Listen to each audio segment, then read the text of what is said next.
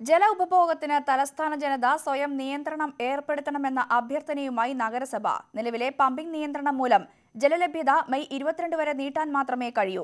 നെയ്യാറിൽ നിന്നും പേപ്പാറ ഡാമിൽ ജലമെത്തിക്കുന്ന കാര്യം അതിനുശേഷമേ പരിഗണിക്കൂ എന്നും ജലവിഭവ മന്ത്രി മാത്യു ടി തോമസ് അറിയിച്ചു. തലസ്ഥാന നഗരം രൂക്ഷമായ കുടിവെള്ളക്ഷാമത്തിന്റെ പിടിയിലാണ്. നഗരത്തിൽ ശുദ്ധജലമെത്തിക്കുന്ന പ്രധാന സ്രോതസ്സായ പേപ്പാറയിൽ ഇനി അവശേഷിക്കുന്നത് മെയ് 15 വരെയുള്ള വെള്ളം മാത്രമാണ്. ഇപ്പോൾ ഏർപ്പെടുത്തിയ 25% പമ്പിംഗ് നിയന്ത്രണം മൂലം ജലലഭ്യത മെയ് 22 വരെ ദീർഘിപ്പിക്കാൻ മാത്രമേ കഴിയൂ. ഈ സാഹചര്യത്തിൽ തലസ്ഥാനവാസികൾ ജല ഉപഭോഗത്തിൽ സ്വയം നിയന്ത്രണം ഏർപ്പെടുത്തണം. കുളിക്കുന്നതിനും പല്ല് തേക്കുന്നതിനും പാത്രം കഴുകുന്നതിനുമൊക്കെ ഈ നിയന്ത്രണം വേണം. ജലവിഭവ മന്ത്രി മാത്യു ടി തോമസിന്റെ അധ്യക്ഷതയിൽ തിരുവനന്തപുരം നഗരസഭാ അധികൃതർ നടത്തിയ ചർച്ചയിലുണ്ടായ ധാരണകൾ ഇതൊക്കെയാണ്. ജല ഉപഭോഗം നിയന്ത്രിക്കണമെന്നാവശ്യപ്പെട്ട് പ്രചരണം സംഘടിപ്പിക്കാനും തീരുമാനിച്ചിട്ടുണ്ട്. പൊതു ടാപ്പുകളുടെ ദുരുപയോഗം ശ്രദ്ധയിൽപ്പെട്ടാൽ കർശന നടപടിയെടുക്കുമെന്ന് മേയർ വി കെ പ്രശാന്ത് പറഞ്ഞു.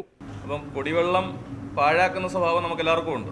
പല്ല് തേക്കുമ്പോൾ, കുളിക്കുമ്പോൾ, മറ്റാവശ്യങ്ങൾക്ക് ഉപയോഗിക്കുമ്പോൾ കുടിവെള്ളം ധാരാളമായി ഒഴുക്കിക്കളയുകയാണ്. അപ്പോൾ ആ കാര്യങ്ങളിൽ ഒരു ജാഗ്രതയോടുകൂടിയുള്ള ഇടപെടൽ ജനങ്ങളുടെ ഭാഗത്തുനിന്ന് ഉണ്ടാവണം. 2, ഇതുമായി ബന്ധപ്പെട്ട് റെസിഡൻസ് അസോസിയേഷൻകാരുടെ മീറ്റിംഗ് ഈ കോർപ്പറേഷനെ വിളിച്ചു കൂട്ടാൻ വേണ്ടി തീരുമാനിച്ചിട്ടുണ്ട്. അപ്പോൾ അതിൻ്റെ ഭാരവാഹികൾ വഴി ജനങ്ങളിലേക്ക് ഈ കാര്യങ്ങൾ എത്തിക്കുക എന്നുള്ളതാണ് ഉദ്ദേശിക്കുന്നത്. അതേസമയം നെയ്യാർ ഡാമിൽ നിന്ന് വെള്ളം എത്തിച്ച് പേപ്പാറയിലെ ജലദൗർലഭ്യം പരിഹരിക്കാമെന്ന നിർദ്ദേശം എത്രത്തോളം പ്രായോഗികമാണെന്ന് സംശയമുണ്ടെന്ന് മന്ത്രി മാത്യു ടി തോമസ് അഭിപ്രായപ്പെട്ടു.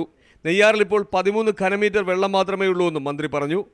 പണ്ട് വെള്ളം ഇഷ്ടം പോലെ ഉണ്ടായിരുന്നു. അപ്പോൾ ഈ 13 MQ വെള്ളത്തിൽ നെയ്യാറിൻ്റെ ഡാമിൻ്റെ വലതുകരയും ഇടതുകരയിലും കൂടി വെള്ളം വിട്ടാൽ മാത്രമേ അവിടെയുള്ള ജനങ്ങൾക്ക് കിണറുകൾ വെള്ളം കിട്ടുള്ളൂ. കാപ്പുകാട് എന്ന സ്ഥലത്ത് നിന്ന് ഒരു ഫ്ലോട്ടിംഗ് മോട്ടർ പ്ലാറ്റ്ഫോം ഇനി സ്ഥാപിച്ച് മോട്ടർ വെച്ച് 1.5 കിലോമീറ്റർ പൈപ്പ് ഇട്ട് ഒരു തോട്ടിൽ കൊണ്ട് എത്തിച്ചു കഴിഞ്ഞാൽ പിന്നെ അതിലൂടെ 9 കിലോമീറ്ററുള്ള തോട്ടിലൂടെ യാത്ര ചെയ്താലേ വെള്ളം നമുക്ക് എത്തേണ്ടിയിടത്ത് എത്തുകയുള്ളൂ.